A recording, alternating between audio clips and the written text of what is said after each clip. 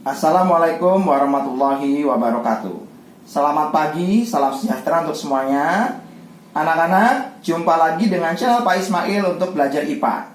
Kali ini kita akan mempelajari tentang persilangan dihibrida. Di artinya dua, jadi ini adalah persilangan yang melibatkan dua sifat beda. Langsung saja ke contoh soalnya. Kita lihat. Seekor tikus yang berambut hitam berekor pendek. Ini karakteristiknya. Rambutnya hitam berekor pendek. Dengan genotip H besar, P kecil. Kita lihat, rambut hitam dilambangkan dengan gen H besar, artinya dominan. Sementara ekor pendek dilambangkan dengan huruf P kecil, artinya resesif. Tikus berambut hitam berekor pendek disilangkan dengan tikus berambut putih berekor panjang. Putih dilambangkan dengan huruf H kecil, berarti gennya adalah resesif. Sementara ekor panjang dilambangkan dengan P besar, berarti dia adalah dominan. Jika sifat rambut hitam dominan terhadap putih, jadi ini menegaskan sifat gen tadi. Dan sifat ekor panjang dominan terhadap ekor pendek, maka tentukan rasio pada filial atau generasi kedua. Nah, untuk menjawab soal seperti ini, kita harus mengikuti pola perkawinannya ya anak-anak ya.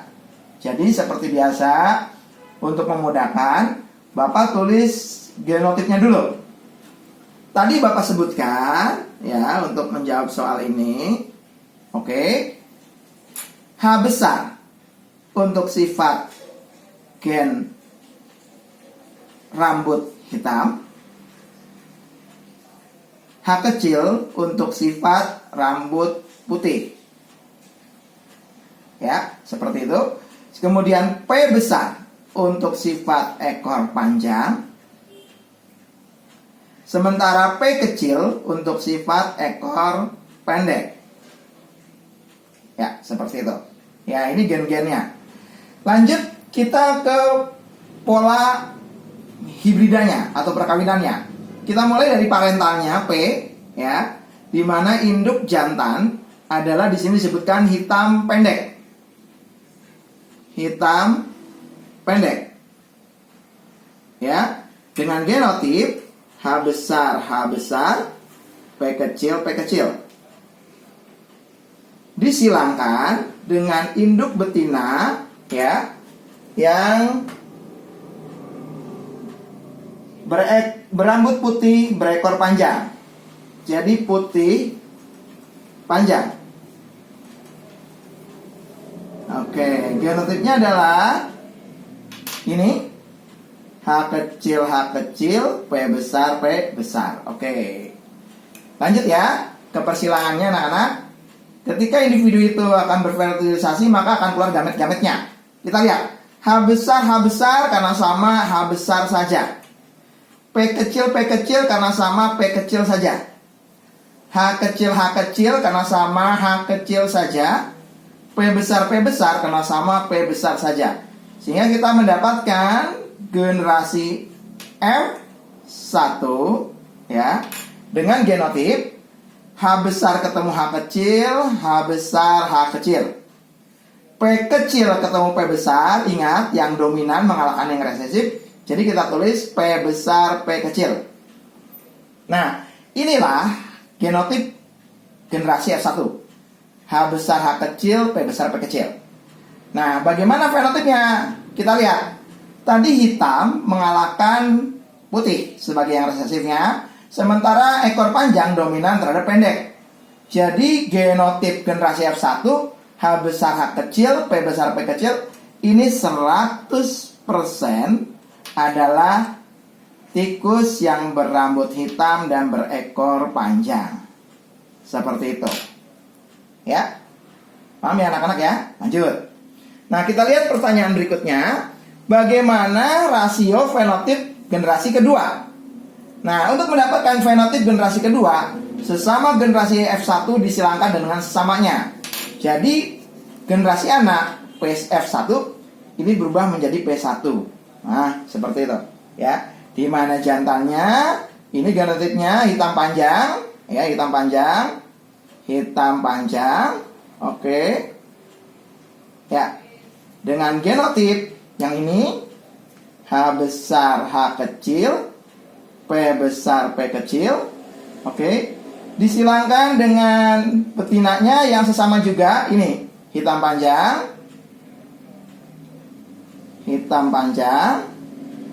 oke. Dengan genotip sama, ini H besar H kecil, P besar P kecil. Nah, seperti itu. Kita lihat gen-gen yang keluar pada saat berfertilisasi. Kita lihat ya. H besar H kecil, P besar P kecil. Pertama, H besar ketemu P besar. H besar ketemu P besar. Yang kedua, H besar ketemu P, H kecil ketemu P besar. H kecil ketemu P besar. Nah, seperti itu. Ya. Berikutnya adalah, Bapak ulang. Yang pertama, H besar ketemu P besar. Oke. Yang kedua, H besar ketemu P kecil. Ini H besar ya. H besar ketemu P kecil. Nah, begitu, ini P kecil. Ya, seperti itu. Berikutnya, H kecil ketemu P besar. H kecil ketemu P besar. Oke. Dan terakhir, H kecil ketemu P kecil. H kecil ketemu P kecil. Seperti itu, anak-anak. Ya. Yang di kubu induk sama, ya. H besar H kecil, P besar P kecil. Yang pertama, H besar ketemu P besar. H besar ketemu P besar. Yang kedua, H besar ketemu P kecil. H besar ketemu P kecil. Berikutnya, H kecil ketemu P besar. H kecil ketemu P besar. Dan yang terakhir, H kecil ketemu P kecil. H kecil ketemu P kecil. Seperti itu. Kalau sudah seperti ini sesuai dengan hukum Mendel yang kedua.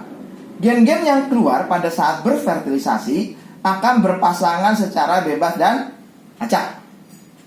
Nah, karena gen-gennya ini lebih dari 2, ya, maka teknik memudahkan bagaimana cara mengawinkan gamet-gamet dari kedua individu ini adalah dengan menggunakan diagram Panet atau papan catur. Ya, kita ingat, untuk individu jantannya, genotipnya, gen gamet yang keluarnya adalah H besar P besar, H besar P kecil, H kecil P besar, H kecil P kecil. Berikutnya untuk induk betinanya, gamet yang keluar adalah H besar P besar, H besar P kecil, H kecil P besar, H kecil P kecil. Seperti itu. Lanjut ya. Kita ke bagaimana diagram Panet atau papan catur untuk mengawinkan gamet-gamet kedua induk ini. Ya. Seperti ini anak-anak. Ya, seperti ini. Kita lihat di sini ya. Oke. Ini ada diagram papan catur di mana kedua gamet saling disilangkan. Ya. Yang pertama untuk induk jantan. Gametnya adalah H besar P besar, H besar P kecil, H kecil P besar, H kecil P kecil. Di sisi kanan atas, ya. Untuk yang ke bawah, ini adalah gamet dari induk betinanya. H besar P besar, H besar P kecil, H kecil P besar, H kecil P kecil. Nah, kalau sudah terbentuk diagram papan Panet ini, kita dapat mengawinkan pasangan gen-gen yang berkelompok secara acak dan bebas ini, bergabung secara acak bebas ini, mengikuti kolom-kolom yang ada di papan Panet atau caturnya. Contoh misalnya, yang jantan genotip gametnya adalah H besar P besar. Yang betina gametnya H besar P besar juga. Pada saat bertemu, artinya di sini H besar ketemu P besar, H besar H besar. P besar ketemu P besar, P besar P besar. Kita untuk kotak individu filial kedua, untuk kotak 1 mendapatkan genotip H besar H besar, P besar P besar. Ini genotipnya. Bagaimana dengan fenotipnya? Tadi udah Bapak sampaikan. H besar untuk gen hitam itu dominan terhadap H kecil untuk rambut putih, sementara P besar dominan terhadap P kecil. Ya, P besar untuk sifat ekor panjang. Berarti untuk genotip kotak 1 dengan genotip H besar, H besar, P besar, P besar, itu tampilan fenotipnya adalah hitam panjang. Lanjut ya anak-anak ya. Untuk kotak yang kedua, H besar, P kecil ketemu dengan H besar, P besar. Jadi H besar ketemu H besar, H besar, H besar. P kecil ketemu P besar. Ingat, yang dominan mengalahkan resesif. Jadi ditulis P besar, P kecil. Nah, seperti itu. Bapak ulang ya. H besar ketemu H besar, H besar, H besar. P kecil ketemu P besar, P besar, P kecil. Seperti itu. Fenotipnya H besar, hitam ketemu hitam, hitam. P besar ketemu P kecil, panjang ketemu pendek, tetap hasilnya adalah panjang. Jadi untuk individu di kotak kedua, ini fenotipnya adalah tikus berambut hitam berekor panjang. Lanjut anak-anak. Untuk kotak yang ketiga, H besar, P besar ketemu dengan H besar, P kecil. Jadi nanti H besar ketemu dengan H kecil ketemu dengan H besar, H besar, H kecil. P besar ketemu P besar, P besar, P besar. Ya, fenotipnya hitam ketemu putih, hitam. Karena hitam dominan terhadap putih. Panjang ketemu panjang, hasilnya panjang. Lanjut, kotak keempat. H kecil, P kecil ketemu dengan H besar, P kecil. Ketika H kecil ketemu H besar, maka hasilnya adalah H besar, H kecil. P kecil ketemu P besar, P besar, P kecil. Hitam ketemu putih, hasilnya hitam. Panjang ketemu putih, panjang. Jadi untuk individu kotak keempat itu adalah tikus berambut hitam berekor panjang. Cara seperti ini dilakukan terus sampai nanti sampai ke kotak 16 anak-anak. Ya, kalau sudah semua dilakukan teknik perkawinan seperti itu dalam diagram panet atau papan catur, maka hasilnya seperti ini. Nah, untuk mengetahui bagaimana rasio fenotip pada generasi kedua, kita harus memilah-milah bentuk fenotipnya. Nah, dari 16 kotak ini didapatkan ada 4 macam fenotip. Yang pertama, tikus berambut hitam berekor panjang. Yang kedua, tikus berambut hitam berekor pendek. Yang ketiga, tikus berambut putih berekor panjang. Dan yang keempat, tikus berambut putih berekor pendek. Ya, seperti itu ya. Ada 4 macam fenotip pada filial kedua. Ya, kita hitung saja anak-anak. Tikus yang berambut hitam berekor panjang ada berapa? Kita tandai ya. Ini yang pertama, 1, 2, 3, 4, ya, 5. Kita tandai saja. 6. Oke. 7, 8, dan 9. Ya, kita lihat ternyata ada 9. Ya, 9. Kalau mau disebutkan kotaknya boleh ya. Kotak nomor 1, 2, 3, 4, 5, 7, 9, 10, dan 13. Nah, seperti itu. Ya. Lanjut. Hitam pendek. Kita lihat di sini ya. Yang pertama 1, 2, dan 3. Ya, jadi ada 3 ya. 3. Oke, ya. Seperti itu. Jadi untuk hitam pendek ini kotak nomor yang pertama 6. Yang kedua adalah 8.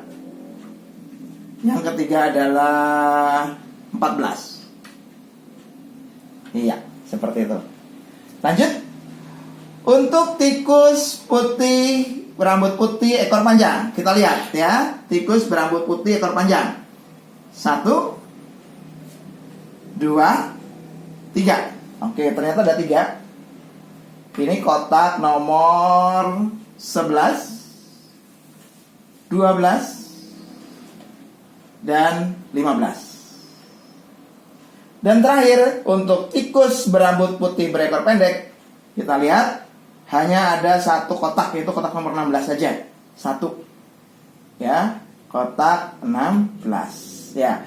Sehingga untuk rasio fenotip filial kedua ya, untuk persilangan di hibrida, kita mendapatkan rasio fenotip untuk generasi F2 adalah hitam panjang 9, hitam pendek 3, hitam putih panjang 3, putih pendek 1. 9331. Jadi rasio fenotip untuk generasi F2 itu sebesar 9 banding 3 banding 3 banding 1.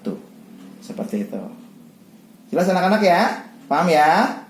Itu saja dari Bapak. Mudah-mudahan apa yang Bapak terangkan hari ini dapat dimengerti oleh kalian semuanya. Wabillahi taufiq wal hidayah. Wassalamualaikum warahmatullahi wabarakatuh. Salam sehat untuk semuanya.